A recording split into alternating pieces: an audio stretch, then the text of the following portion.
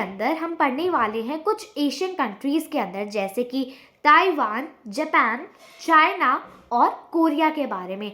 कैसे इन्होंने इतना ज़्यादा मॉडर्नाइजेशन करा अपनी कंट्री के अंदर। क्या ये सही में पहले इतने मॉडर्न थे? नहीं भाई, ये पहले इतने ज़्यादा मॉडर्न नहीं होते थे। आज के टाइम पे इतने ज़्यादा मॉडर्न है, तो इनका मॉडर्न होने तक का सफ़र क्या था, क्या क्या प्रॉब्लम्स थी जिनका इन्होंने सामना करा, क्या क्या चैलेंजेस इन्होंने फेस करे, तो वो सारी चीज़ें हम देखने वाले हैं। उस टाइम पे कैसी सिचुएशन होती थी, कैसे एडमिनिस्ट्रेशन होता था, तो वो सारी चीज़ें हम आपकी कवर करेंगे इस चैप्टर के अंदर। पाथ्स टू मॉडर्नाइजेशन, इस नाम से आप क्या समझ पा रहे हो कि कौन से पाथ्स, कौन से रास्ते जो हैं वो अडॉप्ट करे थे इन देशों ने मॉडर्नाइज होने के लिए। मॉडर्नाइजेशन का मतलब ये नहीं है टेक्नोलॉजिकल एडवांसमेंट या फिर बड़ी बड़ी बिल्डिंग्स आना, बल्कि advancement in ideas, advancement in technology, advancement in everything refers to modernization. Growth होना, डेवलपमेंट होना। तो कैसे इन्होंने इतनी ज़्यादा मॉडर्नाइजेशन कर रही, which were the divergent paths adopted by them? Let's start with this chapter. Now there are different paths to modernization. अलग अलग रास्ते होते हैं मॉडर्नाइज करने के लिए अपने आप को। इस चैप्टर के अंदर हम क्या देखेंगे, ये चैप्टर एक फैसिनेटिंग सी स्टोरी सुनाता है। किसके बारे में? कि कैसे अलग अलग हिस्टोरिकल कंडीशंस की वजह से जापान और चाइना ने अलग अलग रास्ते अपनाए एक इंडिपेंडेंट और मॉडर्न नेशन क्रिएट करने के लिए। ठीक है, तो ये सारी चीज़ें हम आपकी देखेंगे इस चैप्टर के अंदर। तो सबसे पहले इंट्रोडक्शन देख लेते हैं, सोर्सेज देख लेते हैं। नाउ सबसे पहले देखते हैं हम सोर्सेस। सोर्सेस का क्या मतलब है कि ये इन्फॉर्मेशन कहाँ से गैदर की गई है। तो डायनेस्टिक हिस्ट्रीज, अलग अलग जो डायनेस्टीज़ होती थी चाइना के अंदर, जापान के अंदर, तो वो जो हिस्ट्रीज लिखते थे, जो उनके हिस्टोरिकल रिकॉर्ड्स थे, तो वो हमारा एक मेजर सोर्स है। ऑफिशियल रिकॉर्ड्स, उस टाइम पे एडमिनिस्ट्रेशन होता था, जो रिकॉर्ड्स मेंटेन करे जाते थे, तो उनकी हमने हेल्प ली थी इतनी सारी इन्फॉर्मेशन गैदर करने के लिए। स्कॉलरली राइटिंग, जो स्कॉलर्स उस टाइम पे राइटिंग लिखा करते थे, टेक्स्ट लिखा करते थे, साथ ही साथ जो उस टाइम पे जो लिटरेचर जो बहुत ज़्यादा पॉपुलर था, जो उस टाइम पे प्रिवेल करता था, रिलीजियस लिटरेचर, तो ये सारी जो चीज़ें हैं वो हमारी सोर्सेज रही हैं इस इंफॉर्मेशन को गैदर करने के लिए। हमें ये इतनी सारी जानकारी कहाँ से मिली है कि भाई पहले ऐसा होता था, ये हुआ, तो ये हमें इन सोर्सेज के माध्यम से पता चला है। तो चाइना की अगर हम ज्योग्राफी की बात करें तो चाइना कुछ ऐसा दिखता है, और जापान की वहीं हम बात करें तो जापान ऐसा दिखता है। चाइना एक बहुत बड़ा कॉन्टिनेंटल कंट्री है। ठीक है, बहुत बड़ा साइज है चाइना का। इसका मतलब चाइना के अंदर 3 मेजर रिवर सिस्टम देखने को मिलते हैं, येलो रिवर, यांगजे रिवर और पर्ल रिवर। और चाइना का ज़्यादातर एरिया जो है वो माउंटेनियस रीजन है। तो ये चाइना की ज्योग्राफी थी। वहीं अगर हम जापान की बात करें तो जापान एक छोटा सा आइलैंड कंट्री है, कुछ ऐसा जापान दिखता है। जापान के अंदर बहुत सारे ग्रुप ऑफ आइलैंड्स हैं, जैसे कि Honshu, Kyushu, Shikoku and Hokkaido. तो इन ग्रुप ऑफ आइलैंड से जापान कंप्राइज करता है। जापान के अंदर कोई इतना बड़ा मेजर रिवर सिस्टम देखने को नहीं मिलता। 50% एरिया जापान का माउंटेनियस है, और ये एरिया जो है वो बहुत ज़्यादा एक्टिव है। This area is very active earthquake zone. अगर हम चाइना की एथनिक ग्रुप्स की बात करें, इन चाइना बहुत सारे डाइवर्जेंट एथनिक ग्रुप्स रहते हैं, जैसे कि हैन, उइगुर, हुई, मांचू एंड तिब्बतन। वहीं अगर हम जापान की बात करें तो जापान की जो एथनिक ग्रुप है वो होमोजेनस है, यानी कि सेम काइंड की पॉपुलेशन रहती है। इतने ज़्यादा कोई एथनिक ग्रुप्स वहाँ पर देखने को मिलते नहीं। ज़्यादातर जापानीज़ लोग हैं या फिर कोरियन है या फिर आइनू लोग हैं। अगर हम चाइना की बात करें तो चाइना के अंदर कैंटोनीज़ और चाइनीज़ लैंग्वेज बोली जाती है, वहीं जापान के अंदर जापानीज़ लैंग्वेज प्रिवेल करती है। चाइना के अंदर जो मेजर फूड है वो है वीट, पेस्ट्रीज, डम्पलिंग्स, डिमसम और राइस। ये चीज़ें कंज्यूम करी जाती हैं। वहीं पर जापान में राइस, फिश, ज़्यादातर रॉ फिश जिसे हम साशिमी या सुशी कहते हैं, ये बहुत ज़्यादा फेमस डिश है जापान की। तो ये सारी चीज़ें वहाँ पर कंज्यूम की जाती हैं। ये था बेसिक सा इंट्रोडक्शन। आई होप आपको अच्छे से समझ में आया होगा। तो जैसा कि मैंने आपको बताया था, इस चैप्टर के अंदर हम पहले आपका जापान जो है वो कवर करेंगे। तो सबसे पहले हम समझते हैं जापान के पॉलिटिकल सिस्टम के बारे में। तो 12th सेंचुरी तक क्या होता था, जापान के अंदर जो पावर थी ना वो एम्परर से शोगुन्स के पास आ गई थी। शोगुन्स कौन होते थे? जो चीफ मिलिट्री कमांडर्स होते हैं उन्हें शोगुन्स कहते हैं। और वो ईडो में रहने लगे थे। ईडो क्या है भाई? टोक्यो। टोक्यो को ही ईडो बोला जाता था पहले। कंट्री को 250 डोमेन्स में बांटा गया था डायमो के अंदर। अब डोमेन्स क्या होते हैं, जैसे कि हमारे यहाँ पर स्टेट्स होते हैं, वहाँ पर डोमेन्स होते थे। तो डायमो कौन होते थे? डायमो को लॉर्ड्स कहते हैं, या फिर हमारे इंडिया के अंदर जैसे जमींदार होते थे ना, जो लैंड को कंट्रोल करते थे, तो वैसे ही वहाँ पर डायमो होते थे। ठीक है, तो उन्होंने जो कंट्री थी उसको 250 डोमेन्स के अंदर, स्टेट्स हम कह सकते हैं, उसके अंदर बांट रखा था।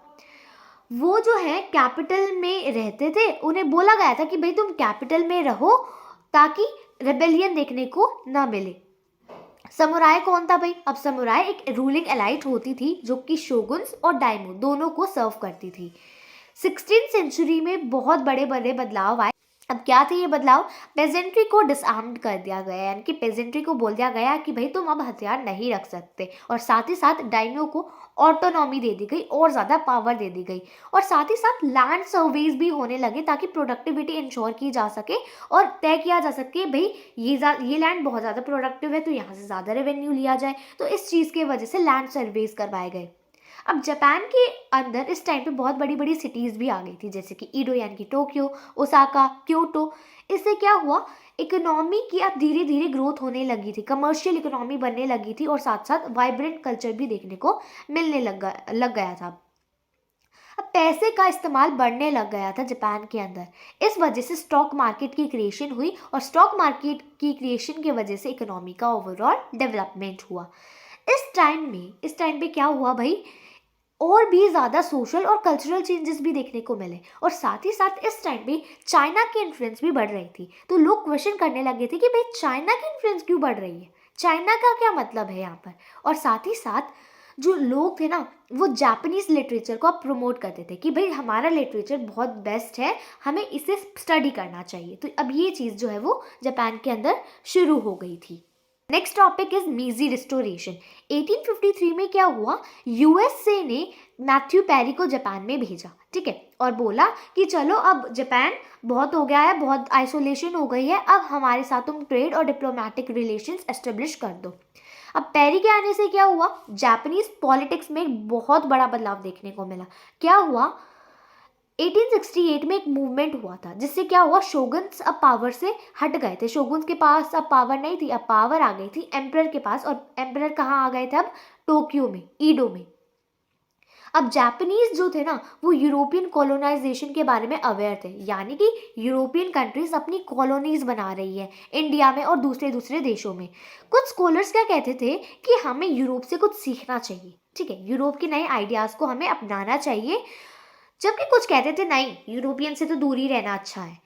कुछ लोगों ने कहा कि नहीं नहीं, ऐसा नहीं होना चाहिए, हमें ग्रेजुअल और लिमिटेड ओपनिंग करनी चाहिए दुनिया के साथ, यानी कि ऐसा नहीं है एकदम से रिलेशंस एस्टेब्लिश करिए, धीरे धीरे ओपन करो अपने देश को, ठीक है। तो ये 3 अलग अलग आइडियोलॉजीज थी लोगों की। अब गवर्नमेंट ने क्या करा, गवर्नमेंट ने एक पॉलिसी अडॉप्ट कर ली। उस पॉलिसी के अंदर स्लोगन दिया गया, rich country and strong army, और इसे हम फुकोकू क्योही भी बोलते हैं जापानीज में। तो ये नाम आपको याद रखना है, फुकोकू क्योही। आई एम सॉरी अगर मैं इसे रॉन्ग प्रोनाउंस कर रही हूँ। तो ये इसे जापानीज में बोलते हैं फुकोकू क्योही। तो ये पॉलिसी आई, उसके अंदर ये स्लोगन दिया गया था, रिच कंट्री और स्ट्रॉन्ग आर्मी। भाई अब ये क्यों करा गया था, ताकि लोगों के अंदर एक नेशनहुड की भावना आ जाए, नेशनलिज्म जाग जाए। अभी तक लोग सब्जेक्ट्स होते थे, यानी कि प्रजा होते थे, राजा रूल करता था, लेकिन अब चाहते थे वो गवर्नमेंट कि अब सब्जेक्ट्स वाला कंसेप्ट खत्म हो जाए, सिटीजन्स बन जाए, यानी कि एक कंट्री बने, कंट्री के अंदर लोग हों, सिटीजन्स हों, ठीक है, यानी कि प्रजा नहीं रहे, सिटीजन्स बन जाए। तो इस चीज़ के लिए, नेशनलिज्म की भावना को जगाने के लिए ऐसा किया गया था। अब नई गवर्नमेंट ने एक एम्परर सिस्टम बनाने की भी कोशिश करी थी, जिसके अंदर राजा, ब्यूरोक्रेसी और मिलिट्री होती थी। ये 3 ऑर्गन्स जो थे वो सिस्टम का पार्ट होते थे। एम्परर को सन गॉडेस के डिसेंडेंट की तरह जो है ट्रीट किया जाता था, और वेस्टर्नाइजेशन के लीडर की तरह भी। उनके बर्थडे को नेशनल हॉलीडे डिक्लेयर किया जाता था, और साथ ही साथ वो कैसे कपड़े पहनते थे, वेस्टर्न स्टाइल के मिलिट्री यूनिफॉर्म जैसे वो कपड़े पहनते थे। वेस्टर्न स्टाइल में जो मिलिट्री यूनिफॉर्म होती थी ना, वैसे कुछ कपड़े होते थे अब एम्परर के। तो ये कुछ रिफॉर्म्स आ रही थी, चेंजेस आ रहे थे। अब इस टाइम के अंदर क्या हुआ, बहुत बड़े बड़े रिफॉर्म्स आए, जैसे कि एजुकेशनल रिफॉर्म्स, कॉन्स्टिट्यूशनल रिफॉर्म्स। तो वो रिफॉर्म्स हम समझते हैं। सबसे पहले एजुकेशनल रिफॉर्म्स। क्या हुआ इस टाइम पे, जो यूनिवर्सल और कंपलसरी एजुकेशन सिस्टम बॉयज़ और गर्ल्स के लिए शुरू कर दिया गया 1870 से, यानी कि सबको पढ़ना है, कंपलसरी है पढ़ना बॉयज़ और गर्ल्स के लिए, ये शुरू कर दिया गया 1870s में। दूसरा रिफॉर्म क्या था, करिकुलम जो है वो वेस्टर्न आइडियाज़ के ऊपर बेस्ड था, लेकिन जापानीज़ हिस्ट्री की स्टडी के ऊपर भी एम्फोसाइज किया गया था कि भाई चलो वेस्टर्न की जो चीज़ें हैं, वेस्टर्न आइडियाज़ पढ़ाए तुम्हें जाएंगे, लेकिन साथ ही साथ जापानीज़ हिस्ट्री पढ़ना भी बहुत ज़रूरी है। मिनिस्ट्री ऑफ एजुकेशन करिकुलम को कंट्रोल करने लगी थी, साथ ही साथ कुछ टेक्स्ट बुक्स सिलेक्ट करती थी, टेक्स्ट बुक जो है उनके लिए फ्रेमवर्क रेडी करती थी, और टीचर्स की ट्रेनिंग को भी कंडक्ट करवाती थी। टेक्स्ट बुक से चिल्ड्रन जो है वो क्या समझते थे, क्या सिखाया जाता था चिल्ड्रन को कि तुम अपने पेरेंट्स की रिस्पेक्ट करो, लॉयल रहो नेशन के प्रति, और गुड सिटीजन्स तुम्हें बनना है। तो ये सारी चीज़ें पढ़ाई जाती थी बच्चों को ना। Next is administrative reforms. तो मीजी गवर्नमेंट ने एक नया एडमिनिस्ट्रेटिव सिस्टम जो है वो इंट्रोड्यूस कर दिया, पुराने ओल्ड विलेज और डोमेन बाउंड्रीज को अल्टर करके। अब हर एक एडमिनिस्ट्रेटिव यूनिट के पास सफिशिएंट रेवेन्यू होना चाहिए लोकल स्कूल्स और हेल्थ फैसिलिटीज़ को मेंटेन करने के लिए। ऑल्सो ये एक centre of recruitment for army के रूप में भी सर्व करता था। यंग मैन जो भी 20 से ऊपर की हैं, उन्हें एक टाइम के लिए मिलिट्री सर्विस देनी होती थी, और एक मॉडर्न मिलिट्री फोर्स को डेवलप करा गया था। अब हम कुछ कॉन्स्टिट्यूशनल रिफॉर्म्स के बारे में पढ़ते हैं। क्या रिफॉर्म्स करी गई थी, गवर्नमेंट ने एक लीगल सिस्टम सेट करा, ताकि जो पॉलिटिकल ग्रुप्स है, या फिर मीटिंग्स कंट्रोल करनी है, या फिर स्ट्रिक्ट सेंसरशिप लगानी है, तो इन सभी चीज़ों को रेगुलेट किया जा सके। इन सभी से क्या हुआ, ऑपोजिशन भी आया, कि ऑपोजिशन में भी लोग खड़े हो सकते हैं। ऑपोजिशन का क्या मतलब होता है, जैसे कि आज के टाइम पे ऑपोजिशन पार्टी होती है, तो इस टाइम पे ऑपोजिशन भी एमर्ज हो पाया इन रिफॉर्म्स के वजह से। इकोनॉमिक रिफॉर्म्स की बात करें तो मॉडर्नाइजेशन हुआ इकोनॉमी का, और ये ज़रूरी भी था। मीजी रिफॉर्म्स के अंदर ये हमने देखा, फंड्स रेज किए गए, एग्रीकल्चर टैक्स लगा के। पहली रेलवे लाइन जो ले करी गई थी, कंस्ट्रक्ट करी गई थी, वो टोक्यो से योकोहामा तक ले करी गई थी 1870 से 1872 के बीच। Machines required for textile industry were imported from Europe. Simple सी बात है, फॉरेन टेक्नीशियंस को भी बुलाया गया ताकि वर्कर्स को ट्रेन किया जा सके और यूनिवर्सिटीज़ और स्कूल्स में वो पढ़ा सके। इवन जापानीज स्टूडेंट्स को फॉरेन कंट्रीज में भेजा गया। 1872 में मॉडर्न बैंकिंग इंस्टीट्यूशंस को लॉन्च करा गया। गवर्नमेंट ने कंपनीज को, जैसे मित्सुबिशी, आपने ये नाम सुना होगा, मित्सुबिशी, सुमितोमो, इन कंपनीज को क्या करा, सब्सिडीज प्रोवाइड करी और कुछ टैक्स बेनिफिट्स प्रोवाइड करे, ताकि ये बड़े बड़े शिप बिल्डर्स बन सके, बहुत बड़ी बड़ी ये कंपनीज बन सके।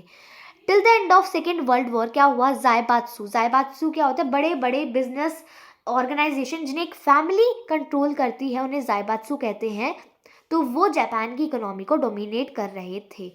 पॉपुलेशन इंक्रीज हो गई, 35 मिलियन 1872 में थी, और 55 मिलियन हो गई 1920 तक। तो देख सकते हो पॉपुलेशन में कितना ज़्यादा इंक्रीज या राइज देखने को मिला।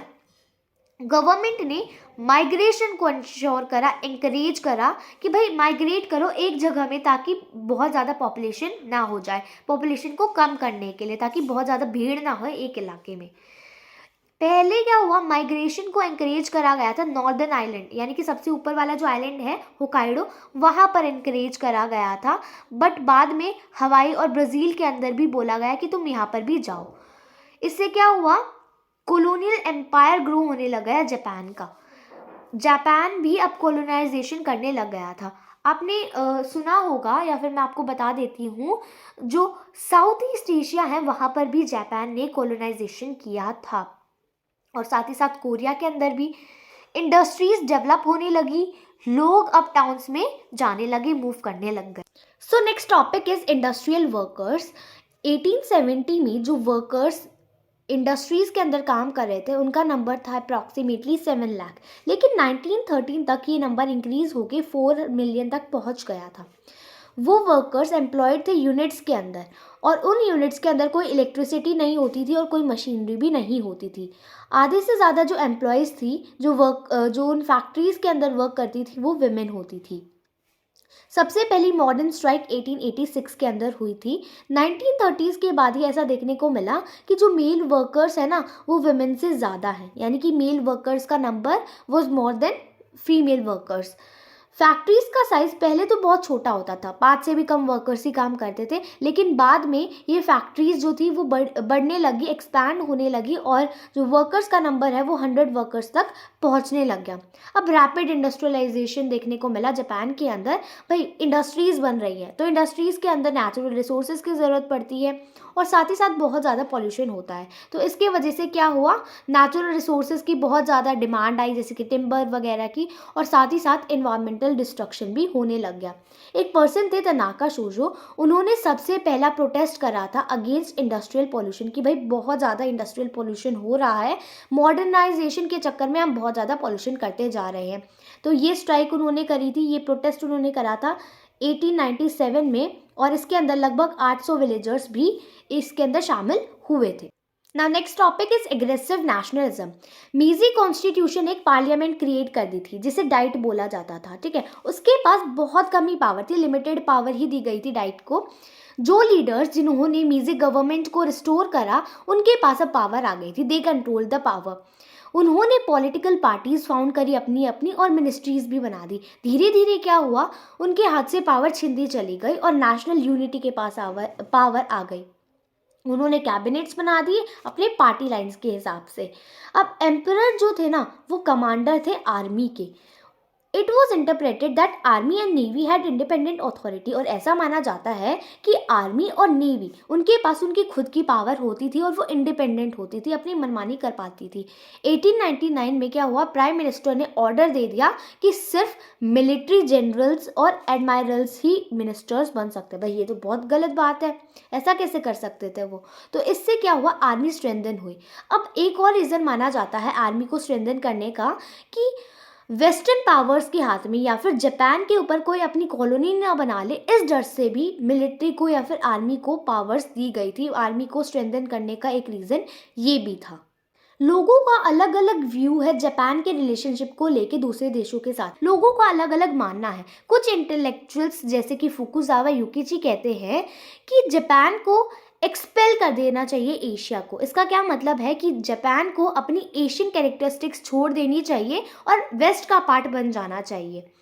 नेक्स्ट जनरेशन कहती है, मतलब कुछ लोग कहते हैं कि नहीं भाई ऐसे कैसे हम एक्सेप्ट कर दे वेस्टर्न आइडियाज़ को। एक फिलोसोफर थे मियाकी सेत्सुरे, ठीक है, उन्होंने क्या बोला, उन्होंने बोला कि हर एक नेशन को अपना कुछ स्पेशल टैलेंट जो है वो डेवलप करना चाहिए और अपनी वर्ल्ड सिविलाइजेशन के अंदर, मतलब पूरे दुनिया में उस टैलेंट को हाईलाइट करना चाहिए। कुछ दूसरे लोगों का मानना था कि हमें है ना डेमोक्रेटिक होना चाहिए, ना कि मिलिट्री के हिसाब से चलना चाहिए। हमें मिलिट्री का डोमिनेंस हटा के एक डेमोक्रेटिक कंट्री बनानी चाहिए। वो लोग थे जो वेस्टर्न लिबरलिज्म से बहुत ज़्यादा अट्रैक्टेड थे। एक पर्सन थे यूकी इमोरी, वो लीडर थे पॉपुलर राइट्स मूवमेंट के। उन्होंने क्या डिमांड करा कि एक कॉन्स्टिट्यूशनल गवर्नमेंट एस्टेब्लिश करी जाए हमारे देश के अंदर। कुछ दूसरे ग्रुप्स भी थे जिन्होंने कहा कि भाई नहीं, विमेंस को भी वोटिंग राइट्स मिलने चाहिए। इससे क्या हुआ, गवर्नमेंट फोर्स हो गई एक नया कॉन्स्टिट्यूशन अनाउंस करने के लिए। कॉन्स्टिट्यूशन अनाउंस करना पड़ गया गवर्नमेंट को इसके वजह से। अब हम समझेंगे कि भाई जापान की डेली लाइफ के अंदर क्या चेंजेस आ रहे थे, सोसाइटी के अंदर ट्रांसफॉर्मेशन हो रहे थे, चेंजेस आ रहे थे। ये चीज़ लोगों की डेली लाइफ में भी देखने को मिल रही थी। पहले पैट्रियार्कल फैमिली सिस्टम फॉलो किया जाता था। पैट्रियार्कल फैमिली सिस्टम क्या होता है, जिसमें descent father to son trace होता है, लेकिन अब न्यूक्लियर फैमिली सिस्टम देखने को मिलता था। एक नया कंसेप्ट आ गया था इस फैमिली सिस्टम में। तो इससे क्या हुआ, लोगों की अलग अलग डिमांड्स आ गई थी। लोग अलग अलग डोमेस्टिक गुड्स डिमांड करने लगे थे, अलग अलग तरीके का घर वो चाहते थे, अलग अलग सोर्सेज ऑफ फैमिली एंटरटेनमेंट की लोग अब डिमांड करने लग गए थे। यानी कि डेली लाइफ के अंदर भी चेंजेस आ रहे थे, यानी कि सोसाइटी मॉडर्न हो रही थी। ये चीज़ हमें लोगों की लाइफ से भी पता चलती है। 1943 में एक सिंपोजियम हुआ ओवरकमिंग मॉडर्निटी इस टॉपिक पे जापान के अंदर। अब सिंपोजियम क्या होता है भाई? सिंपोजियम का मतलब है एक मीटिंग लोगों के ओपिनियन को जानने के लिए जो की जाती है, दैट इज सिंपोजियम। सो इस टॉपिक के ऊपर हुआ ओवरकमिंग मॉडर्निटी। इस चीज़ में क्या बात होती थी, लोग डिबेट करते थे कि कैसे हम मॉडर्न हो और मॉडर्न होने के साथ साथ हम वेस्ट का सामना भी कर सके। ठीक है, तो इस टॉपिक के ऊपर लोगों के बीच एक सिंपोजियम हुआ था 1943 में। मोरोई सबूरो एक कंपोज़र थे, म्यूज़िक कंपोज़र थे। उन्होंने क्वेश्चन उठाया कि कैसे हम म्यूज़िक को रेस्क्यू करें आर्ट ऑफ सेंसरी स्टिमुलेशन से और उसे रिस्टोर करें आर्ट ऑफ स्पिरिट तक। इसका क्या मतलब है कि वो रिजेक्ट कर रहे थे कि हम जापानीज़ म्यूज़िक को वेस्टर्न इंस्ट्रूमेंट्स में कंपोज नहीं करेंगे। एक फिलोसोफर थे निशितानी केजी, उन्होंने मॉडर्न टर्म को डिफाइन करा। क्या मतलब था मॉडर्न का उनके हिसाब से? उन्होंने बोला मॉडर्न होने का मतलब क्या है कि तीन थॉट्स का, तीन वेस्टर्न आइडियाज़ का कॉम्बिनेशन। क्या थे वो तीन वेस्टर्न आइडियाज़ या streams? Renaissance, reformation and rise of natural sciences. ठीक है, उनके अकॉर्डिंगली ये मानते थे वो मॉडर्न का मतलब। उन्होंने ये भी बोला कि जापान है ना कॉलोनिज्म से बच पाया, यानी कि यूरोपियन कंट्रीज़ ने जापान के ऊपर अपनी कॉलोनीज नहीं बनाई। किस वजह से ऐसा हुआ? जापान की मॉरल एनर्जी की वजह से। जापान सिर्फ अपनी मॉरल एनर्जी की वजह से ही उस कॉलोनिज्म से बच पाया है। और अब ये जापान की ड्यूटी बनती है एक नया ऑर्डर एस्टेब्लिश करना, एक ग्रेटर ईस्ट एशिया बनाना। तो ये आप इमेज देख पा रहे होगे अपनी स्क्रीन पे। तो ये डिस्ट्रक्शन की इमेज है, कैसे जापान का डिस्ट्रक्शन हुआ था। हमें पता है सेकेंड वर्ल्ड वॉर में जापान हार गया था, यूएसए ने बॉम्बार्डमेंट कर दी थी जापान के अंदर। तो उसके बाद का ये डिस्ट्रक्शन की इमेज आप देख पा रहे हो, कितना ज़्यादा बुरा हाल हो गया था। हिरोशिमा और नागासाकी दो जगह पे बॉम्बार्डमेंट्स हुई थी। तो अब हमारा नेक्स्ट टॉपिक यही होगा कि कैसे इतने बड़े डिस्ट्रक्शन के बाद वापस से जापान एक इतना बड़ा मॉडर्न देश बन पाया, इतना स्ट्रॉन्ग देश बन पाया। तो next topic is reemergence of Japan as a global economic power. So हमें पता है सेकेंड वर्ल्ड वॉर में जापान हार गया था और उसके बाद जापान को डीमिलिटराइज कर दिया गया, यानी कि जापान की मिलिट्री को हटा दिया गया। अब मिलिट्री के हाथ में कोई कंट्रोल नहीं था और एक कॉन्स्टिट्यूशन इंट्रोड्यूस किया गया। और उनके कॉन्स्टिट्यूशन के अंदर एक आर्टिकल 9 है, वो आपको याद रखना है। ये नो वॉर क्लोज को क्लेम करता है। इसका क्या मतलब है कि कोई भी वॉर का यूज़ नहीं करेगा, मतलब जापान के अंदर वॉर का यूज़ नहीं होगा स्टेट पॉलिसी के अंडर, यानी कि गवर्नमेंट का कोई भी प्रिंसिपल नहीं होगा कि हम वॉर करेंगे किसी भी कंट्री के साथ। तो ये आर्टिकल 9 के अंदर दिया गया था, नो वॉर क्लॉज। अब जापान के अंदर एग्रेरियन रिफॉर्म्स करे गए, यानी कि एग्रीकल्चर के अंदर रिफॉर्म्स करे गए और वापस से ट्रेड यूनियंस एस्टेब्लिश करे गए, सेटअप करे गए। और एक अटेम्प्ट करा गया कि ये जो जायबात्सु थे ना, जो मैंने आपको बताया था मोनोपोली हाउसेस थे, इनको हटाया जाए, मतलब इनकी डोमिनेंस को ख़त्म करा जाए। बहुत सारी पॉलिटिकल पार्टीज आई थी, अब वापस से देखने को मिली थी, उनका दोबारा से रीएमर्जेंस हुआ था। सो नए कॉन्स्टिट्यूशन के हिसाब से इलेक्शंस हुए 1946 में और राइट टू वोट दे दिया गया अब वुमेन को भी। वापस से जापानीज इकोनॉमी अब उठ खड़ी हुई थी इतनी बुरी डिफीट के बाद। इसे पोस्ट वॉर मिरेकल भी बोला जाता है। तो क्वेश्चन आ सकता है एग्जाम में, what was post war miracle, explain. ठीक है, तो आपको बताना है कि कैसे जापान री एमर्ज हुआ as global economic power after defeat in second world war. So इसकी रूट हमें बहुत लंबी हिस्ट्री में देखने को मिलती है। अब क्या हुआ, वियतनाम में, कोरिया के अंदर वॉर्स चल रही थी, तो उससे क्या हुआ, डिमांड्स हो रही थी वेपन्स वगैरह की। तो उस डिमांड को कंट्रोल करा जापानीज इकोनॉमी ने, यानी कि जापान ने सप्लाई करे थे वेपन्स। तो इस चीज़ से भी जापानीज इकोनॉमी बूस्टअप हुई थी। 1964 में क्या हुआ, टोक्यो के अंदर ओलंपिक्स हुए। तो इस चीज़ को भी, इस पर्टिकुलर मूवमेंट को भी मार्क किया जाता है एज री एमर्जेंस ऑफ जापान, कि भाई यहाँ से जापान वापस से री एमर्ज होने लग गया था as global economic power. Similarly Shinkansen, जिसे हम बुलेट ट्रेन कहते हैं, high speed railway network in Shinkansen का ले किया गया था। इससे क्या पता चल रहा है कि जापान अब एडवांस टेक्नोलॉजी का भी यूज़ करने लग गया था। तो ये आप देख सकते हो, ये एक शिंकानसेन की इमेज है जिसे हम बुलेट ट्रेन के नाम से जानते हैं। जापान तो famous he in bullet trains के वजह से है। ठीक है, और जापान के अंदर अब फिलहाल बहुत ज़्यादा टेक्नोलॉजिकल एडवांसमेंट्स हैं, we all know about it. अब क्या हुआ, प्रॉब्लम्स आने लगी थी इंडस्ट्रियलाइजेशन की वजह से। अब इसके वजह से लोगों की हेल्थ के ऊपर इफेक्ट देखने को मिलता था, इन्वायरमेंट अब डिग्रेड होने लग गया था। So cadmium poisoning was followed by mercury poisoning in Minamata, एक जगह है यहाँ पर कैडमियम पॉइजनिंग और मर्करी पॉइजनिंग देखने को मिली 1960s में। एयर पोल्यूशन के वजह से बहुत ज़्यादा दिक्कत हुई 1970s में। 1960s में सिविल सोसाइटी मूवमेंट्स देखने को मिले, इतनी ज़्यादा बुरी हालत हो गई थी इन्वायरमेंट की उसके वजह से। प्रेशर ग्रुप्स अब देखने को मिलते थे। प्रेशर ग्रुप्स क्या होते हैं भाई, जो पर्टिकुलर चीज़ की डिमांड करते हैं तो उनको प्रेशर ग्रुप्स कहते हैं।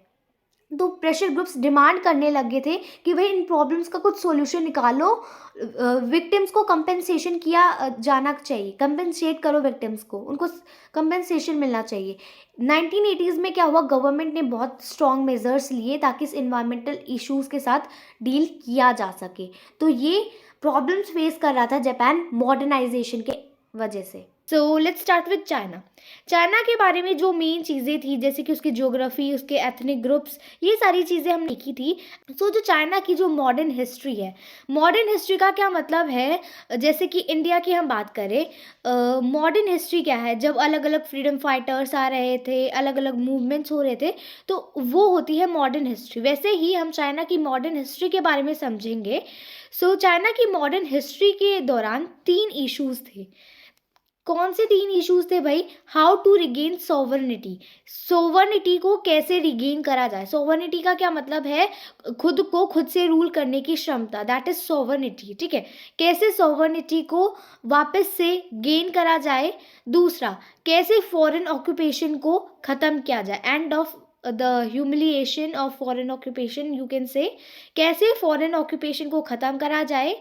तीसरी चीज़, कैसे इक्वालिटी और डेवलपमेंट लाया जाए। तो ये 3 इश्यूज थे, कैसे सॉवर्निटी लाई जाए, कैसे फॉरेन ऑक्यूपेशन ख़त्म करी जाए और कैसे इक्वालिटी और डेवलपमेंट हो। तो इन 3 इश्यूज के ऊपर चाइना की मॉडर्न हिस्ट्री रिवॉल्व करती है। Chinese debates were marked by the views of 3 groups, 3 groups थे जिनके व्यूज़ मेंशन किए जाते थे। जो भी डिबेट्स होती थी चाइना के अंदर, कोई भी उस टाइम पे इशू प्रिवेल करता था तो उसके अंदर 3 ग्रुप्स का पार्टिसिपेशन होता था। सो मैंने आपको बताया चाइना के अंदर जो भी डिबेट्स होती थी उसके अंदर 3 ग्रुप्स इन्वॉल्व होते थे। तो उन 3 ग्रुप्स के बारे में हम पढ़ेंगे। तो सबसे पहले लियांग केचाओ, ये जो पर्सन आप देख पा रहे हो, he is Liang Qichao. Sorry अगर मैं गलत प्रोनाउंस कर रही हूँ। तो ये ट्रेडिशनल आइडियाज़ को न्यू की तरह और एक अलग तरीके से यूज़ करने के लिए बोलते थे कि भाई जो हमारे ट्रेडिशनल आइडियाज़ हैं, जो हमारी पुरानी जो धारणाएं हैं, हम उनको यूज़ करेंगे एक अलग तरीके से, ताकि जो वेस्ट की तरफ से जो डेवलप्ड नेशन है उनकी तरफ से जो चैलेंजेस आ रहे हैं उनको फेस कर पाए। दूसरा, Republican revolutionary such as sun Yat-sen, ये जो पर्सन आप देख रहे हो ही इज़ sun Yat-sen।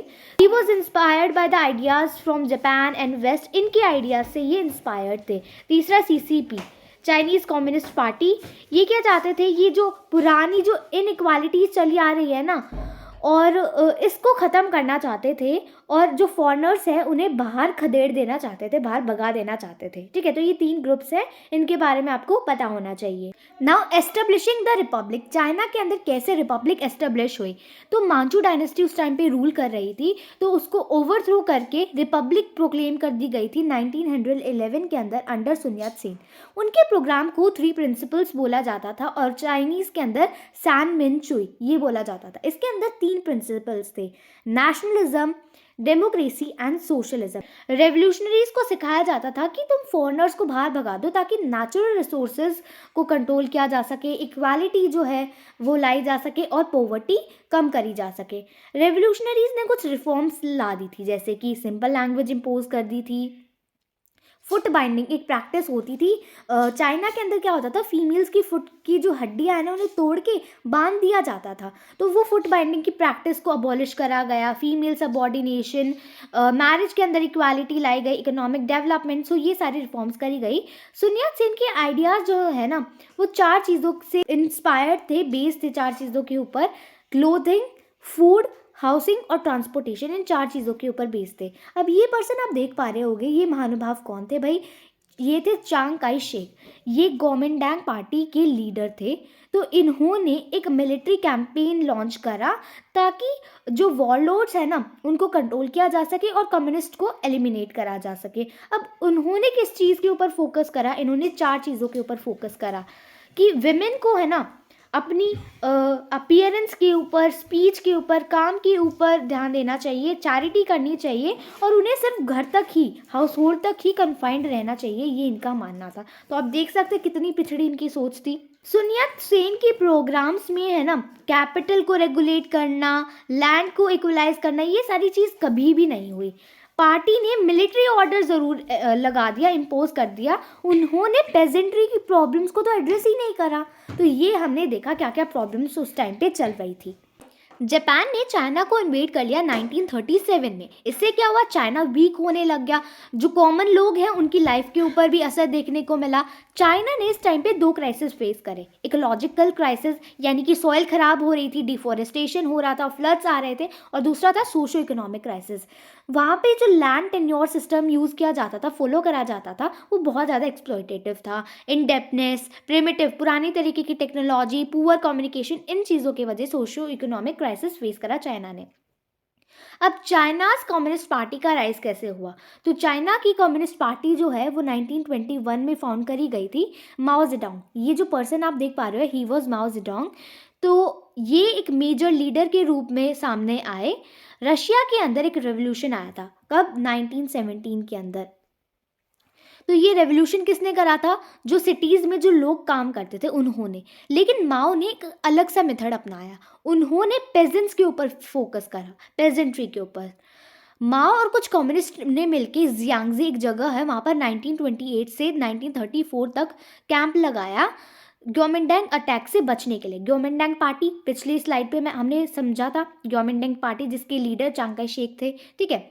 माओ ने एक रेडिकल सी फिलॉसफी डेवलप कर ली थी, एक आइडियोलॉजी होती है जिसे हम फिलॉसफी कहते हैं, ठीक है। इस टाइम के दौरान उन्होंने क्या करा, लैंड्स को कॉन्फिस्केट कर लिया, मतलब लोगों से लैंड ले लिया और वापस से पेजेंट्री के बीच में उसे रीडिस्ट्रीब्यूट करा। उन्होंने विमेन एसोसिएशन ऑर्गेनाइजेशन को एनकरेज करा, ठीक है। उन्होंने एक नया मैरिज लॉ इंट्रोड्यूस करा जिसके अंदर अरेंज मैरिज जो है वो फॉरबेड करी गई थी, यानी कि मना किया गया था कि भाई arrange marriages are not allowed. उन्होंने स्टॉप करा था परचेज और sale of marriage contracts and simplified divorce, divorce को भी सिंप्लीफाई कर दिया था। तो ये थी माओ जेडोंग की कॉन्ट्रीब्यूशंस। और भी इनकी कॉन्ट्रीब्यूशन है, उनके बारे में हम पढ़ते हैं। अब सीसीपी का बेस कहाँ था, शांगजी या जांगजी जो भी है उसे एक बार आप देख लेंगे, तो वहाँ पर था। हमें पता है वो ग्योमिंडांग से बच रहे थे, तो ग्योमिंडांग की ब्लॉकेड की वजह से सीसीपी को अपना बेस चेंज करना पड़ा। अब वो दूसरे बेस पे शिफ्ट हो रहे थे, दूसरे बेस की तलाश में थे, तो इसी के वजह से उन्हें लॉन्ग मार्च करनी पड़ी। लॉन्ग मार्च करते हुए 6000 माइल्स कवर करके कहीं और अपने बेस को शिफ्ट करना पड़ा। At their new base at Yenan, उनका नया बेस बना यनन में। उन्होंने 3 प्रोग्राम्स वहाँ पर डेवलप करे टू एंड वॉरलॉर्डिज्म। वॉरलॉर्डिज्म के खिलाफ थे सीसीपी वाले, तो उसको ख़त्म करने के लिए उन्होंने 3 प्रोग्राम्स लेके आए और उन्होंने कुछ लैंड रिफॉर्म्स भी करी और साथ ही साथ वो इम्पीरियलिज्म के खिलाफ भी फाइट कर रहे थे। इस टाइम पे क्या हुआ, जापान के साथ वॉर हो गई। कम्युनिस्ट और ग्योमिंडांग उन्होंने मिलकर काम करा और वॉर के ख़त्म होते ही कम्युनिस्ट ने ग्योमिंडांग को हरा दिया और उनके पास पावर आ गई। किसके पास, कम्युनिस्ट के पास। तो वॉर के टाइम पे हमें ये याद रखना है, वॉर के टाइम पे ग्योमिंडांग और कम्युनिस्ट पार्टी वाले दोनों इकट्ठे भी आए थे, बट वॉर के बाद सीसीपी पावर में आ गई थी। Now establishing the new democracy, China के अंदर डेमोक्रेसी कैसे एस्टेब्लिश हुई वो हम देखेंगे 1949 टू 65, इस टाइम पीरियड को हम देखने वाले हैं। पीपल रिपब्लिक ऑफ चाइना, यानी कि चाइना को कब एस्टेब्लिश करा गया था, 1949 में। तो ये न्यू डेमोक्रेसी के प्रिंसिपल के ऊपर बेस था। जो इकोनॉमी थी ना वो गवर्नमेंट कंट्रोल के अंडर थी। प्राइवेट एंटरप्राइज या फिर प्राइवेट ऑनरशिप ऑफ लैंड जो है उस टाइम पे अबॉलिश थी, यानी कि उस टाइम पे प्राइवेटाइजेशन तो बिल्कुल भी नहीं था, सब कुछ गवर्नमेंट के ही हाथों में था।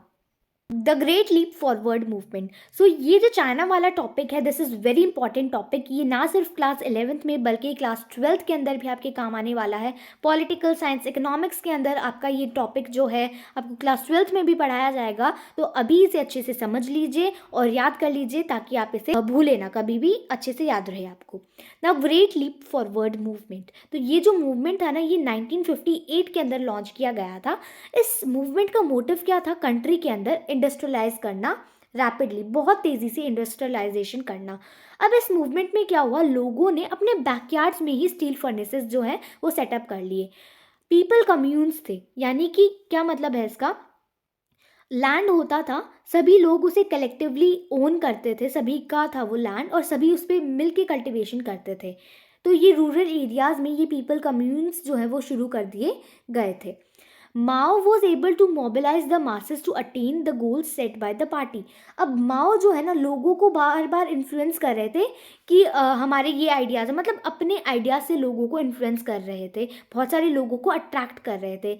माओस concern was creating a socialist man and 5 love fatherland, people, labour, science and public property. तो माओ जो है ना, वो इन चीज़ों के ऊपर एम्फोसाइज कर रहे थे। वो एक सोशलिस्ट मैन क्रिएट करना चाहते थे और 5 चीज़ों के ऊपर फोकस करना चाहते थे, fatherland, then labour, science, public property and people. इन चीज़ों के ऊपर वो फोकस करना चाहते थे। एक कम्यून सिस्टम को मॉडिफाई कर दिया गया। तो ये इतना ज़्यादा यूजेबल तो था नहीं, ये ग्रेट लीप फॉरवर्ड मूवमेंट। अपने बैकयार्ड में हम कितना ज़्यादा इंडस्ट्रियलाइजेशन कर सकते हैं, इतना पॉसिबल नहीं है। तो इतना ज़्यादा मतलब इस मूवमेंट का कुछ असर देखने को नहीं मिला। Now great leap forward movement अभी अभी हमने समझा, ये इतना ज़्यादा सक्सेसफुल नहीं था। इसके बाद आया ग्रेट प्रॉलिटेरियन कल्चरल रेवोल्यूशन। तो इसके बारे में हम समझेंगे। सो लोग जो है ना, सोशलिस्ट मैन, ये कंसेप्ट था हमारे ग्रेट लीप फॉरवर्ड में। सो इस कंसेप्ट से सहमत नहीं थे, तो इसके खिलाफ क्रिटिक्स देखने को मिले। तो इसके वजह से ग्रेट प्रॉलिटेरियन कल्चरल रेवोल्यूशन करा गया 1965 में। तो उसका ईयर ग्रेट लीप फॉरवर्ड और ग्रेट प्रॉलिटेरियन कल्चरल रेवोल्यूशन, इनके ईयर्स आपको लर्न करने पड़ेंगे। रेड गार्ड्स, यानी कि जो स्टूडेंट्स हैं और जो आर्मी है, उन्होंने यूज़ करा था इसको against old culture, old customs and old habits. Students और प्रोफेशनल्स को गांव में भेजा गया था ताकि वो वहाँ पर जाके ट्रेडिशनल चीज़ों को सीख सके। आइडियोलॉजी और slogan replace rational debate. Cultural revolution से क्या हुआ, पार्टी वीकन हुई और इससे क्या हुआ, इकोनॉमी भी डिस्टर्ब हुई और एजुकेशनल सिस्टम पे भी इसका इफेक्ट देखने को मिला।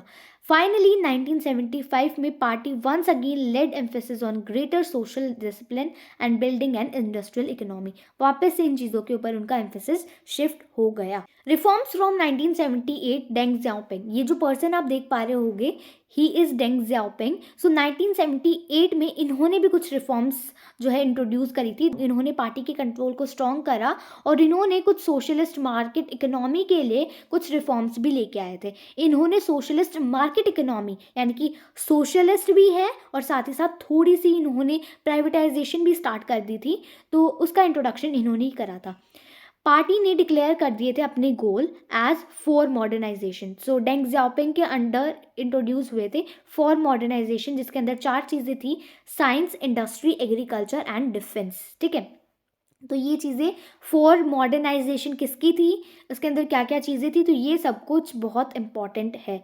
5th मॉडर्नाइजेशन, डेमोक्रेसी, ये माना जाता था कि भाई 5th मॉडर्नाइजेशन भी है इसके अंदर, जिसको डेमोक्रेसी माना गया था। 1989 में क्या हुआ, बहुत सारे इंटेलेक्चुअल्स ने एक ग्रेटर ओपननेस की डिमांड करी एंड वो चाहते थे कि ऑसिफाइड डॉगमास जो है इसका एंड देखने को मिले। स्टूडेंट डेमोन्स्ट्रेटर्स ने तियानमेन स्क्वायर में, यानी कि बीजिंग में एक जगह है, यहाँ पर बहुत ज़्यादा ब्रूटली इस चीज़ को रिप्रेस करा था। Post reform period so the emergence of debates, यानी कि इस टाइम के बाद 1978 के बाद जो है बहुत सारी डिबेट्स देखने को मिली थी चाइना को डेवलप करने के लिए। There is growing rival of traditional ideas, Confucianism. ठीक है, तो ये चीज़ भी बहुत ज़्यादा उस टाइम पे ग्रो हो रही थी। अलग अलग फिलॉसफीज़, आइडियोलॉजीज़ का डेवलपमेंट भी उस टाइम पे देखने को मिल रहा था।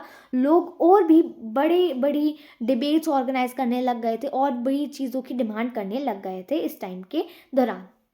अभी तक हमने देखा चाइना के बारे में कि भाई चाइना के अंदर क्या क्या डेवलपमेंट्स हुई थी, कौन कौन से रिफॉर्म्स इंट्रोड्यूस करे थे, किसने करे थे, ठीक है, कैसे चाइना एक रिपब्लिक बना, तो ये सारी चीज़ें हमने अभी तक पढ़ी थी। अब हम पढ़ेंगे ताइवान के बारे में। ये आप देख पा रहे हो, दिस इज़ ताइवान, ठीक है। ताइवान है ना, बहुत टाइम के लिए एक जापानीज कॉलोनी रहा है। 1894 और 95 में वॉर भी हुई है जापान के साथ।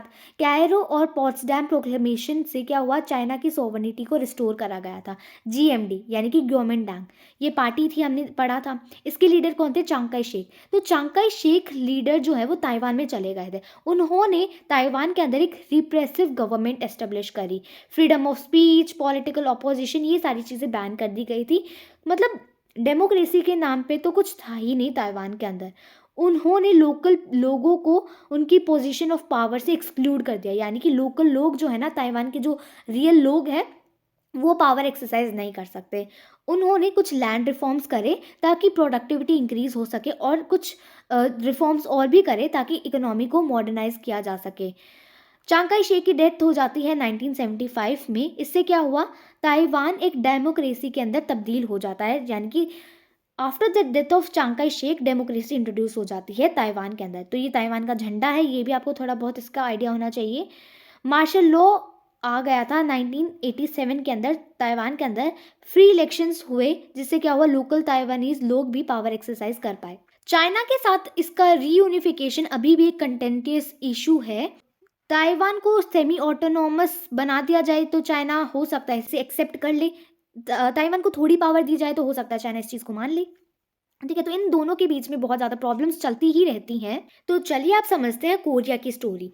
तो ये ऊपर वाला जो पार्ट है ना, this is north Korea, and जो ये नीचे वाला पार्ट है, दिस इज़ साउथ कोरिया।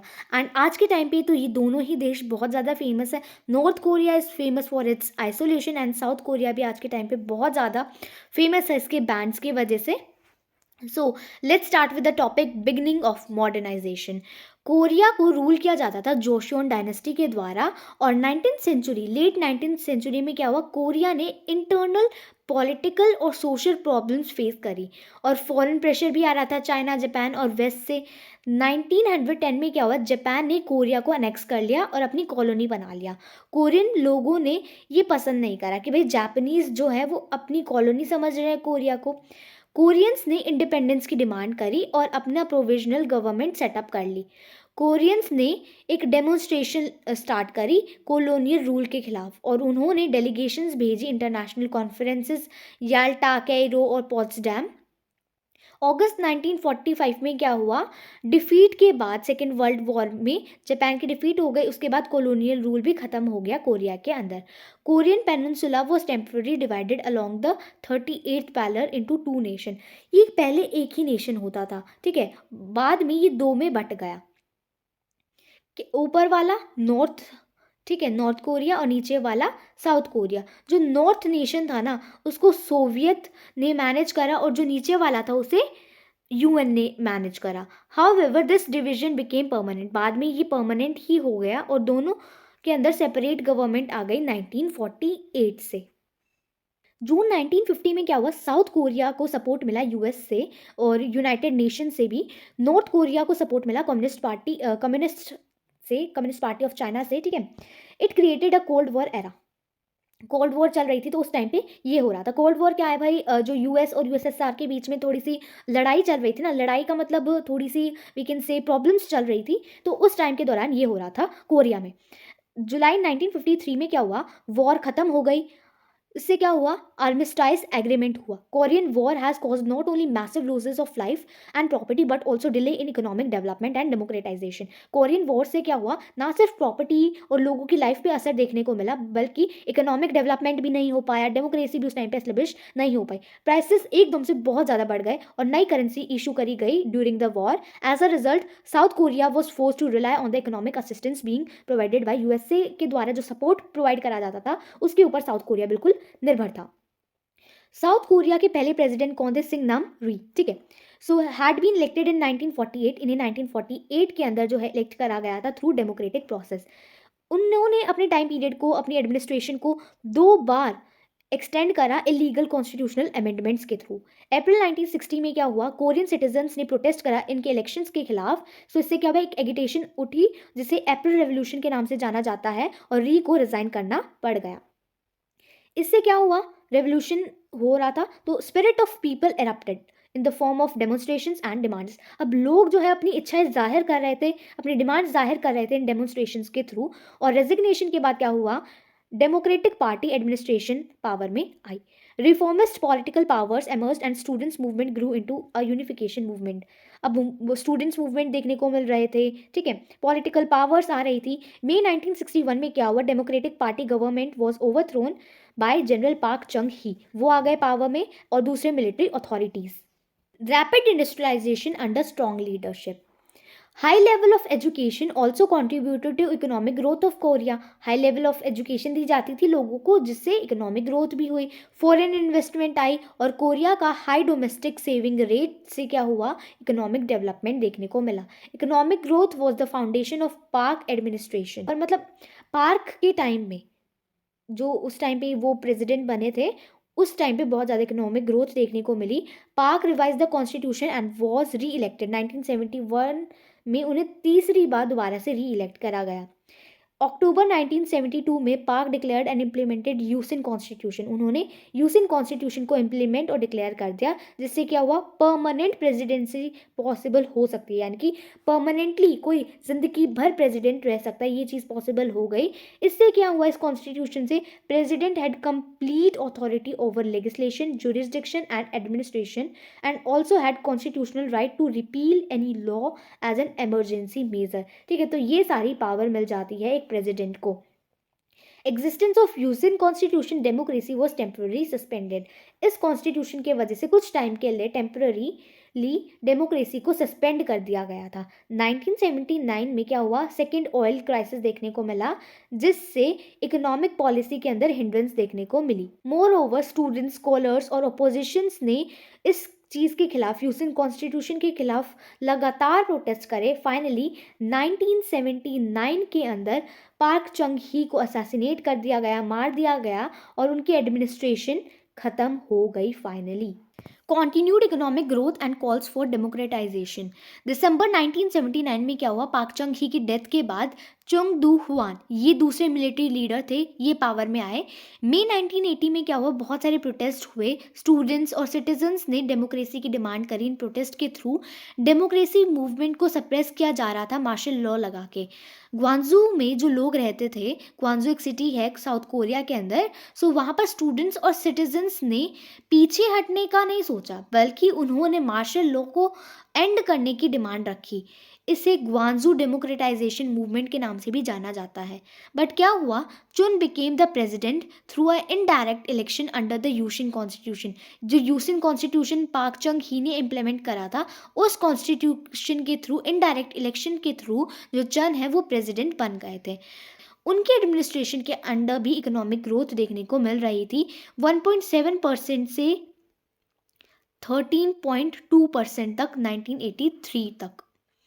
सो ये क्या देखने को मिल रहा है कि भाई इकोनॉमिक ग्रोथ तो हो रही है, साथ ही साथ डेमोक्रेसी की भी डिमांड लोग कर रहे थे। इकोनॉमिक डेवलपमेंट से क्या हुआ, अर्बनाइजेशन देखने को मिला, और साथ ही साथ एजुकेशन के अंदर भी इम्प्रूवमेंट हुआ, और मीडिया एडवांसमेंट भी हुआ। पॉलिटिकल अवेयरनेस के वजह से लोगों ने डायरेक्ट इलेक्शन की डिमांड करी प्रेसिडेंट के लिए। मई 1987 में क्या हुआ, एक स्टूडेंट की डेथ हो गई। सो टॉर्चर किया गया उस स्टूडेंट के साथ, और फिर उसकी डेथ हो गई। इससे सिटीजन्स जो हैं वो बहुत बड़े बड़े प्रोटेस्ट करने लगे, बहुत लार्ज स्केल रैलीज निकालने लगे, और डेमोक्रेसी की डिमांड करने लगे। इस चीज़ से क्या हुआ, Chun administration was force to do a revision in the constitution, और उन्हें डायरेक्ट इलेक्शंस अलाउ करने पड़ गए। Korean democracy and the IMF crisis. अब नया कॉन्स्टिट्यूशन इंट्रोड्यूस करा, सो उस कॉन्स्टिट्यूशन के हिसाब से पहले डायरेक्ट इलेक्शन दिसंबर 1987 में हुए। एक मिलिट्री लीडर थे चुन एडमिनिस्ट्रेशन के, रो ताई वो, उन्हें इलेक्ट कर दिया गया। 1990 में बहुत टाइम के अपोजिशन के बाद किम यंग सैम ने कॉम्प्रोमाइज़ करा रो की पार्टी के साथ, और एक बड़ी सी लार्ज रूलिंग पार्टी क्रिएट करी। दिसंबर 1992 में क्या हुआ, किम जो कि एक सिविलियन थे, एक सिटीजन थे, वो एक प्रेसिडेंट के रूप में इलेक्ट हुए बहुत टाइम के बाद, मतलब बहुत टाइम से मिलिट्री रूल चला आ रहा था, उसके बाद पहली बार एक सिविलियन जो है वो प्रेसिडेंट बने। गवर्नमेंट के सपोर्ट से कोरियन कॉन्ग्लोमरेट्स यानी कि कोरियन कंपनीज ने इन्वेस्ट करा कैपिटल इंटेंसिव हैवी और केमिकल इंडस्ट्रीज में, और साथ ही साथ इलेक्ट्रॉनिक इंडस्ट्रीज के अंदर। साथ ही साथ क्या हुआ, न्यू लिबरलिस्ट प्रेशर ये देखने को मिल रहा था, यानी कि मार्केट को ओपन करने की डिमांड हो रही थी, लिबरलाइजेशन की डिमांड हो रही थी। किम एडमिनिस्ट्रेशन ने organization for economic cooperation and development OECD को ज्वाइन करा 1996 में, ताकि कोरिया की इंटरनेशनल कॉम्पिटिटिवनेस को एक स्ट्रेंथ मिले। बट इंक्रीजिंग ट्रेड डेफिसिट की वजह से क्या हुआ, यानी कि ज़्यादा इंपोर्ट हो रहे थे, एक्सपोर्ट कम हो रहे थे। इसके वजह से क्या हुआ, पुअर मैनेजमेंट हुआ फाइनेंशियल इंस्टीट्यूशंस का। कोरिया फॉरेन करेंसी को मीट नहीं कर पा रहा था, इस वजह से फॉरेन करेंसी क्राइसिस देखने को मिला 1997 में, यानी कि कोरिया की करेंसी के हिसाब से फॉरेन करेंसी की वैल्यू बहुत ज़्यादा हो रही थी। सो जो क्राइसिस था ना, इसको डील किया गया थ्रू इमरजेंसी फाइनेंशियल सपोर्ट जो IMF ने दिया था, इंटरनेशनल मॉनेटरी फंड। ये एक इंटरनेशनल ऑर्गेनाइजेशन है।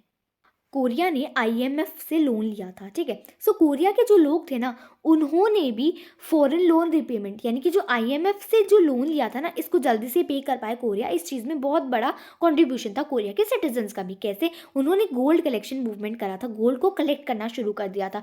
दिसंबर 1997 में क्या हुआ, एक बहुत टाइम से ओपोजिशन पार्टी चली आ रही थी, उसके एक पर्सन थे किम दाई जंग, उन्हें प्रेसिडेंट के रूप में इलेक्ट कर दिया गया। 2008 में ली म्यंग बैक एक कंजर्वेटिव पार्टी के पर्सन थे, उन्हें प्रेसिडेंट के रूप में इलेक्ट करा गया। 2012 में कंजर्वेटिव पाक ग्यून ही, जो कि डॉटर थी पाक चंग ही की, उन्हें फर्स्ट फीमेल प्रेसिडेंट के रूप में इलेक्ट करा गया था। मार्च 2017 में क्या हुआ, उन्हें एक्यूज करा गया ऑफ इम्पीचमेंट और उन्हें ऑफिस से निकाल दिया गया। सो आपको ये याद रखना है, who was the first female president of South Korea, Park Geun Hye, she was the daughter of Park Chung ही। सो मई 2017 में क्या हुआ, मून जई इन, इन्हें प्रेसिडेंट बना दिया गया, और कैंडल लाइट प्रोटेस्ट हुए 2016 में for the resignation of the president. इस चीज़ से क्या पता चलता है कि कोरिया की डेमोक्रेसी अब मैच्योर हो गई, और सिटीजन्स जो हैं अब वो अवेयर होते जा रहे हैं, और वो कंट्री के अंदर जो है डिमांड कर रहे हैं अलग अलग चीज़ों की through protest and demonstrations. Two roads to modernization. अभी तक हमने क्या देखा, जापान के अंदर क्या कंडीशंस थी, क्या सिनारियो था, देन क्या क्या रिफॉर्म्स करे गए थे, क्या क्या डेवलपमेंट्स हुए, कैसे इतना मॉडर्न बना जापान, ठीक है, किन किन चीज़ों का जापान ने सामना करा। देन चाइना के बारे में हमने पढ़ा था, चाइना के अंदर क्या कंडीशंस थी, चाइना किस चीज़ के खिलाफ जो है वो लड़ रहा था, क्या क्या चीज़ें चाइना ने फेस करी, कौन कौन से लीडर्स थे, कौन कौन से मूवमेंट आए, ये सारी चीज़ें अभी तक हमने देखी। तो इन सभी चीज़ों से ये चीज़ तो साफ है कि चाइना और जापान की कंडीशंस बहुत अलग थी। इन कंडीशंस की वजह से ही चाइना और जापान ने अलग अलग रास्ते अपनाए इंडिपेंडेंट और मॉडर्न नेशन क्रिएट करने के लिए, ठीक है। तो इनके रास्ते अलग क्यों थे, ये हमें समझ में आया। जापान इंडिपेंडेंस को रिटेन करने में सक्सेसफुल रह पाया, अपने ट्रेडिशनल स्किल्स और प्रैक्टिसेस को न्यू वेज में इस्तेमाल करते हुए। साइनो जापानीज वॉर हुई, साइनो यानी कि चाइनीज़, ठीक है, चाइना और जापान की वॉर हुई 1894 और 95 में। चाइना ने बहुत बुरी हार का सामना करा, और 17 अप्रैल 1895 में एक ट्रीटी ऑफ शिमोनसेकी ये साइन हुई चाइना और जापान के बीच में, और first Sino Japanese war end हुई। हर एक वॉर के बाद है ना, एक ट्रीटी या एक एग्रीमेंट साइन होता है ताकि उस वॉर को ख़त्म किया जा सके। चाइना जो है अब सोचने लगा, भाई हम तो कितने पीछे हैं, हमें तो डेवलपमेंट्स करने ही पड़ेंगे। फाइनली चाइना और जापान ने कुछ रिफॉर्म्स करे मॉडर्नाइजेशन के लिए। साइनो जापानीज वॉर से क्या हुआ, एंग्लो जापानीज अलायंस देखने को मिला 1902 में। अब चाइना का पार्ट टू मॉडर्नाइजेशन बहुत अलग था। चाइना के अंदर फॉरेन इम्पीरियलिज्म था, वेस्टर्न इम्पीरियलिज्म भी था, साथ ही साथ जापानीज इम्पीरियलिज्म देखने को मिल रहा था। 19th और 20th सेंचुरी में क्या हुआ, एक रिजेक्शन देखने को मिला ट्रेडिशंस का, और एक सर्च देखने को मिली। लोग जो हैं एक नेशन यूनिटी की डिमांड करने लगे, स्ट्रेंथ चाहते थे कि भाई नेशन को एक स्ट्रेंथ मिले। दोनों ही देशों के अंदर अलग अलग रिफॉर्म्स करे गए, अलग अलग डेवलपमेंट्स करे गए, जिसकी वजह से आज ये दोनों देश इतने ज़्यादा मॉडर्न बन पाए हैं, ठीक है। तो टू रोड्स ऑफ मॉडर्नाइजेशन में हमें क्या समझ में आया, दोनों ने अलग अलग रास्ते अपनाए हैं। सो आई होप आपको बहुत अच्छे से समझ में आया हो। सो स्टूडेंट्स, आई होप आपको ये चैप्टर अच्छे से समझ में आया होगा। मैंने आपके सारे टॉपिक्स बहुत अच्छे से कवर कर दिया। आपके एनसीईआरटी बुक के जो भी टॉपिक्स हैं, जो भी सब हेडिंग्स हैं, वो सारी मैंने कवर कर दी हैं। एंड कोई भी डाउट है, you can comment me down in the comment section. China, Taiwan, Korea, Japan, सारे के सारे टॉपिक्स मैंने कवर कर दिए हैं। एंड एक और इम्पॉर्टेंट चीज़, जल्दी से चैनल को सब्सक्राइब कर दीजिए, अभी तक भी नहीं करा है, क्योंकि मैं इंपॉर्टेंट क्वेश्चन आंसर्स भी लेके आऊँगी बहुत जल्द। एंड आपकी पॉलिटिकल साइंस के कुछ चैप्टर्स रहते हैं, तो वो भी मुझे कवर करवाने हैं। And one more thing, Telegram channel को जल्दी से ज्वाइन कर दीजिए।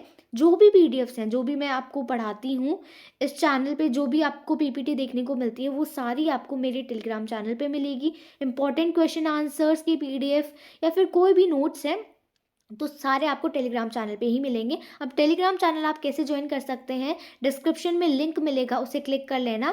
बट टेलीग्राम का लिंक है ना, कम ही वर्क करता है, तो आप क्या कर सकते हैं, टेलीग्राम पे जाके इग्नाइटेड फ्यूचर ये सर्च करेंगे ना, तो आपको मिल जाएगा, ठीक है। तो वहाँ पर जाके आप ज्वाइन कर लेना टेलीग्राम चैनल, और सारे नोट्स एंड ये पीडीएफ जो भी हैं, जितने भी हैं, वो आपको वहाँ पे मिलेंगे। Thanks for watching, don't forget to subscribe. And video पसंद आती है तो लाइक भी करना मत भूलना। Thank you, thanks for watching.